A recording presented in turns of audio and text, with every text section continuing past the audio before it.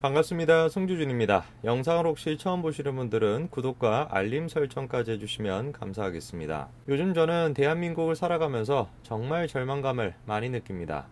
아마 영상을 보시는 대부분의 분들도 그럴 것 같은데요. 야, 정말 어쩌다가 대한민국이 이 지경까지 오게 되었는가? 이런 질문을 모든 분들이 다 하실 것 같습니다. 나이 이런 거 상관없이 누가 보든지 간에 현재 지금 대한민국은 문제가 있죠. 그럼 질문이 드는 것은 도대체 무엇이 대한민국을 현재 상태로 만들었는가? 그거를 우리가 질문해 봐야 되는 거 아니겠습니까? 수만 가지 다양한 해석들이 나올 수 있겠습니다만 제가 생각했을 때는 가장 강력한 원인 중에 한 가지가 이념의 부재다. 저는 그렇게 생각이 듭니다. 어떤 분들은 그러실 수도 있어요. 야, 무슨 소리 하는 거냐? 지금 시대만큼 이념이 이렇게 득세하고 있는 시대가 어디 있냐? 이렇게 반문하실 수도 있습니다만 제가 얘기하는 이념은 건전한 이념, 진정한 이념, 그게 부재하다라는 것이죠. 우리가 지금 정치권에서 만연하고 있는, 그리고 또 많은 사람들이 현실 속에서도 지금 만연하고 있는 이념은 왜곡된 이념 아니겠습니까? 현실 감각을 상실한, 현실과 이성과 그 이념, 그 세 가지가 절묘하게 조화를 이루면서 조화를 이루는 것이 어렵지만 끊임없이 우리가 그걸 애써야 되는 것인데, 그런 노력이 상실이 돼버린 이념에만 휩싸여 있는 왜곡된 이념, 그게 지금 만연해 있다라는 거, 그것이야말로 저는 현재 지금 대한민국이 겪고 있는 혼란의 가장 큰 원인이다, 이런 생각이 듭니다. 오늘 저는 영상을 통해서 그 얘기를 좀 해보고자 합니다. 이 나라에 제대로 된 이념이 무엇일까?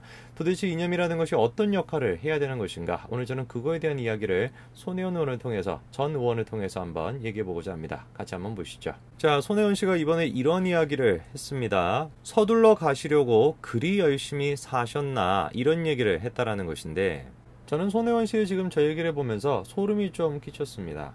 여러분들은 지금 저기서 얘기하고 있는 서둘러 가신 분이 누구를 뜻하는지 충분히 아실 것 같습니다.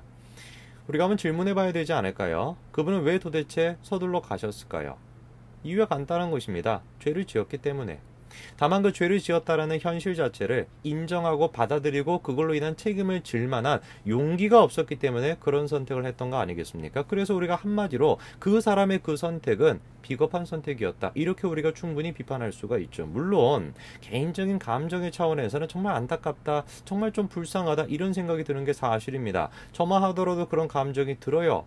예를 들어 가지고 제가 그 사람을 보면서 정말 저렇게 어차피 가게 되는 것인데 저렇게 결국에 인생이라는 것이 헛되고 헛된 것인데 때문에 저렇게까지만 아둥바둥하면서 살았을까, 정말 좀 안타깝다, 이런 감정이 제가 느껴집니다. 그러나 그런 감정이 느껴진다라 그래서 우리가 그 감정 때문에, 그 주관적인 어떤 판단 때문에 현실을 바라볼 수 있는 인식이 왜곡돼서는 안 되는 거 아니겠습니까? 그러면 우리가 지금 직면해야 되는 현실이 뭡니까? 그리고 우리가 지금 현재 직면하고 있는 현실이 무엇입니까?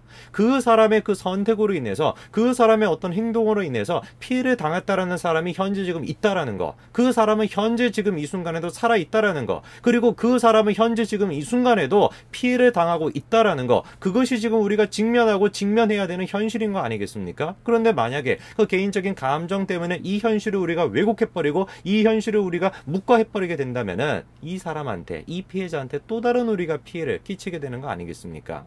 개인적인 차원에서 이런 식의 균형을 맞추는 게 어려울 수 있어요. 충분히 어려울 수가 있습니다. 그러나 적어도 손혜원 씨라고 한다면 그러면 안 되겠죠. 왜? 손혜원 씨는 공인이기 때문에 더더욱 스스로가 정치인이다 라고 생각할 수 있다면 더더욱 자신의 어떤 주관적인 판단과 이런 어떤 현실을 바라볼 수 있는 안목, 두 가지를 구분하는 능력이 있어야 되는 거 아니겠습니까? 손혜원 씨뿐만 아니라 박범계 의원도 마찬가지로 이런 이야기를 했습니다. 맑은 분이셔서 세상을 떠났다. 저는 저 얘기를 듣고 너무 충격을 받아가지고 제 두 눈을 의심했습니다. 지금 박범계 의원이 뭐라고 얘기하는 거예요? 맑은 분이셔서 떠났다, 이렇게 얘기하고 있어요. 이거는 주관적인 감정에 입각해가지고 현실을 왜곡한다, 이런 수준이 아니라 현실 자체를 지금 완전히 그냥 바꿔버리는 거 아니겠습니까? 저는 이것이 다분히 정치적인 목적이 있다라고 생각할 수밖에 없어요. 이거는 개인적인 감정의 차원이 아니라 그걸 훨씬 더 뛰어넘는 정치적인 어떤 이데올로기에 빠져있기 때문에 저런 식의 어떤 막말을 지금 퍼부은 것이다, 저는 그런 생각이 듭니다. 왜 이게 막말이겠습니까? 간단한 것이에요. 우리가 지금 이 순간에 직면하고 있는 현실이 무엇이기 때문에 그 사람의 행동으로 인해서 피해를 당했다라는 사람이 아직까지도 살아있고, 실질적으로 이 사람들의 이런 식의 말에 의해서 자신이 지금 고통을 당하고 있을 것이 틀림없기 때문에, 그렇기 때문에 저게 막말인 거 아니겠습니까? 여러분 생각을 해보십시오. 맑은 사람이었기 때문에 빨리 떠났다? 그럼 맑은 사람이었기 때문에 빨리 떠났다 저런 말을 하게 된다면 피해를 당한 사람이 무슨 생각을 하겠습니까? 그 사람이 자신한테 했다라고 하는 그 행동 자체가 맑은 행동이었다, 순수한 행동이었다, 이렇게 지금 얘기하는 거랑 뭐가 다른 거겠어요? 이것이야말로 피해자를 업신여기는 거 아닙니까?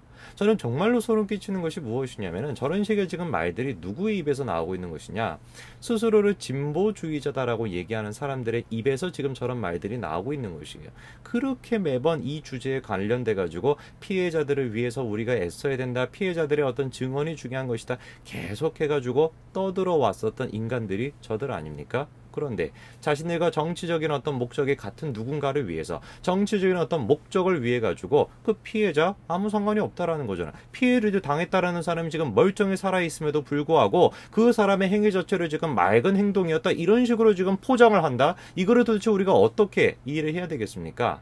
저는 그래서 한번 질문이 생기는 것이, 야, 내가 지금 이게 보수라는 어떤 가치를 가지고 있다 보니까 이 사람들의 행동이 이해가 안 되는가 싶었는데, 진중권 전 교수가 이렇게 써놨습니다. 잊지 않고 계승하겠다라고 하니까 앞으로도 그런 일이 계속 이어질 것 같다라는 거죠. 언급하기도 민망한 사건이라는 거 아닙니까? 조용히 보내드리면 안 되나? 도대체 뭐 하는 짓들인지. 저는 이 사람들을 보면은 정말로 대한민국이 이념과 사상이 왜곡되어 있고 잘못되어 있구나, 저는 그런 생각이 듭니다.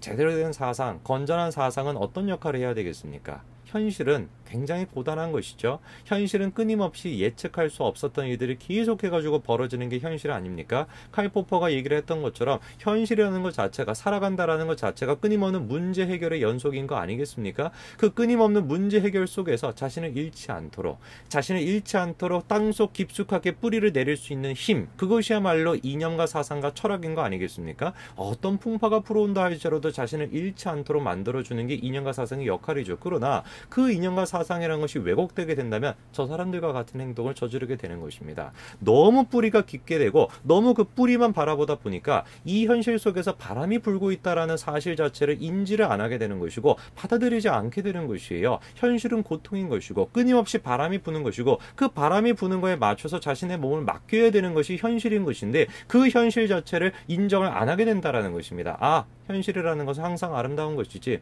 아, 현실이라는 거 있잖아, 언제나 고귀한 것이고 언제나 순수한 것이지, 인간이란 말이야 원래 그렇게 순수한 존재였어, 이렇게 인식을 하게 된다라는 게 진보주의자들의 가장 큰 패착인 거 아니겠습니까?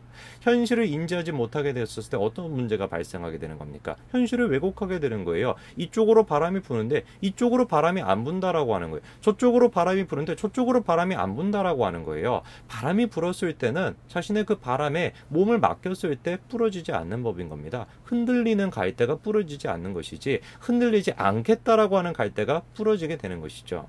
저는 요즘의 대한민국을 보면은 정말 절망감을 많이 느낍니다. 이 이념이라는 것과 현실이라는 것이 왜곡되어 있다는 사실을 너무 제가 첨예하게 느끼다 보니까 정말 제가 절망감을 많이 느낍니다. 현실을 안다라는 게 뭐겠습니까? 바람이 불면 그 바람에 몸을 맡기는 거 아니겠어요? 이쪽으로 바람이 불면 이쪽으로 몸을 맡기는 것이고 저쪽으로 바람이 불면 저쪽으로 몸을 맡기는 것입니다. 원래 인생이라는 것이 고단한 것이고 원래 인생이라는 것이 예측 불가능한 것입니다. 그 사실을 있는 그대로 받아들일 수 있는 힘, 그것이야말로 현실 감각이 우리한테 줄 수 있는 힘인 거 아니겠습니까? 그러나 그렇게 우리가 현실을 인정한다라 그래서 내 삶이 지금 고단하고 내 삶이 앞으로도 고단할 것이다라는 걸 인정한다라고 해서 우리가 결코 좌절하지는 않겠죠. 왜? 나는 사상과 철학과 이념을 가지고 있기 때문에 그 사상과 철학과 이념을 바탕으로 내 다리는 땅속 깊숙한 곳까지 뿌리를 내세우고 있어가지고 결코 현실에 내가 흔들린다라고 할지라도 꺾이지는 않게 된다라는 거, 이것이야말로 우리가 삶을 살아가야 되는 자세인 거 아니겠습니까?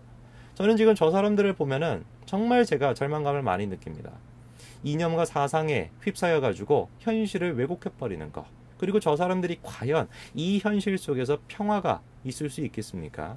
진정한 이 세상 속의 평화는 고통이 없는 것이 아니죠. 진정한 이 세상 속의 평화라고 하는 것은 고통이 없는 것이 아닙니다. 고통은 있죠. 언제나 있을 것입니다. 그러나 그 고통이 있다라는 걸 인정한다라고 해도 그럼에도 불구하고 나는 좌절하지 않을 것이다라는 믿음을 갖게 됐었을 때 우리가 이 땅에서 진정한 평온을 느낄 수가 있을 것 같습니다. 오늘까지 말씀드리겠습니다. 감사합니다.